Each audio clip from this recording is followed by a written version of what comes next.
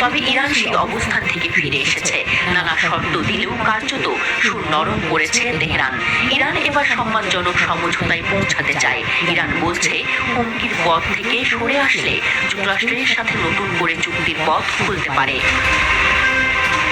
তবে মার্কিন গণমাধ্যম নিউ ইয়র্ক টাইমসের দাবি ভিন্ন।